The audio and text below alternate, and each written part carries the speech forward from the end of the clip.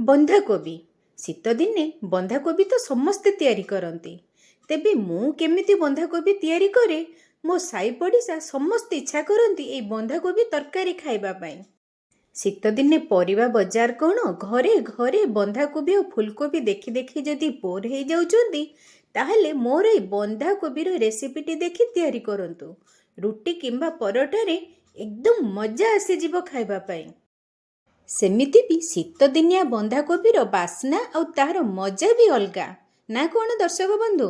ताहले आसंतु एठी हमर शीत दिनिया बंधाकोबीर बंधाकोबी तरकारी करिबा। गोटे बंधाकोबी नहीं तार ऊपर सब हार्ड पत्र गुड़ाक बाहर कर देजी। तापरे ताकू धोई धाइकी एबे एमती आको काटी नोबा। बंधाकोबी काटिबाटा बहुत सहज ना। मते बंधाकोबी काटिबा को भारी मजा लगे। फाळे बंधाकोबी को चुन चुन करी काटी नहीं ता सहित मु नेछि गोटे गाजर आ गोटे आलू ताकू मध्य मु एमती एई साइज रो काटी नेछि। आउ जदि ग्रीन मटर अछि ग्रीन मटर भी पकेइबे।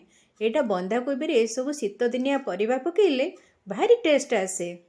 वर्तमान मु गोटे कड़ाई गरम करी 2 चम्मच तेल नेछि आउ कला जीरा फुटेछि। एटा मो बोर ट्रिक। कला जीरा रे बंधाकोबी रो बास्नाटा बहुत बढ़िया फिट हुए।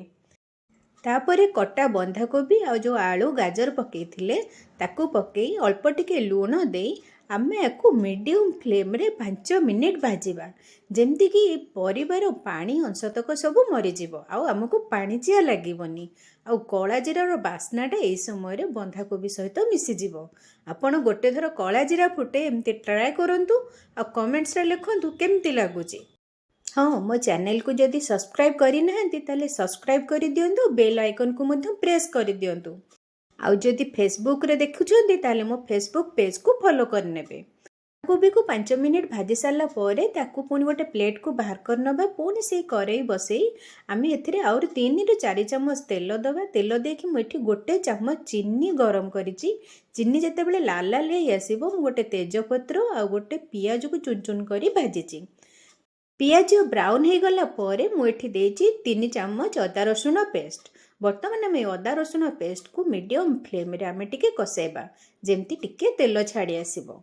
तापरे एठी मु नेछि 2टी मीडियम साइज टमाटो को मिक्स हबा पई मु एठी पुनी आउ अधा चम्मच लूण नेछि, हळदी गुंड नेछि, लंका गुंड नेछि, जीरा पाउडर गोटे चम्मच और धनिया पाउडर गोटे चम्मच। ये सब को आमे पूरा 5 मिनिट पर्यंत मीडियम फ्लेम रे कसेबा जेमती टमाटो हमर पूरा भल भाव में मिसी जीवो, मसला कषे ही जीवो, बंध्य टिके तेल छाड़ी आसीबो। एई समय रे आमे जो बंधाकोबी गाजर सब भाजिकी रखिथिले ताकू पकेई दबा आउ मसला सहित कसेबा। जदि चाहूछंती एठी आपण अध कप पानी दे पारंती नहले ताकू लो फ्लेम रे भल भाव में कसेई एमिति 5 मिनिट पर्यंत घोड़े देबे। घोड़े देले हमर बंधाकोबी और मसला सब बास्ना सब भल भाव में मिसी जीवो आउ आम तरकारीटी बहुत बढ़िया बास्ना आसीबो। देखंतु तो 5 मिनिट पर कवर खोलिली देख तरकारी रंग चेंज हो जाइए और बास्ना भी बहुत बढ़िया आसूची। आ टिके बास्ना को एनहांस करबा पई एठी मु नेछि गोटे चम्मच गरम मसला पाउडर। ये गरम मसला पाउडर भी तरकारी बहुत बढ़िया भाव मिसई दबा। और गैस फ्लेम मन रखिबे केबे भी हाई करिवेनी, लो फ्लेम किंबा मीडियम फ्लेम रे बंधाकोबी को रांधिबे। आ बंधाकोबी भी बढ़िया भाव परफेक्टली सिझी जीवो, ता सहित परिबा भी बढ़िया सिझी जीवो। देखंतु तो तरकारी केते बढ़िया हैजी। एथिरे खाली ग्रीन मटर पड़ी थांता, मो पाखरे वर्तमान अवेलेबल नथिला, तेणु आपण जदि अछि पकेई देबे। आउ धनिया पत्र भी ए दिने सफिशिएंट मिलुची, तेणु भल कि मुठा भरिकी धनिया पत्र मध्य काटिकी आधरे गोळे दियंतु। बास आम तरकारीटी देखिले ना केते बढ़िया हो जाइए। कौन कहूची बढ़िया होइची ना? आपण केमती रांधुचंती मो तरकारी देखंतु आउ आपण केमती रांधुचंती कमेंट रे जणांतु।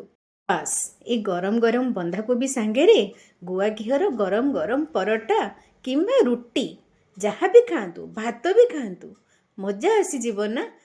मु एठी आउ टिके आम बोर ट्रिक व्यवहार करदेली। आम बो एमती गुआ घी टिके पकाए, मु भी बंधाकोबी सर्व कला बेले एमती ऊपर गोटे चम्मच गुआ घी दे दिए। आउ एमिति बंधाकोबी सांगेरे निश्चय 2टा रुटी जगह आपण 4टा खाईदेबे। सत कहूची ना नहीं, आपण घरे ट्राए करंतु आउ कमेंट रे जणांतु।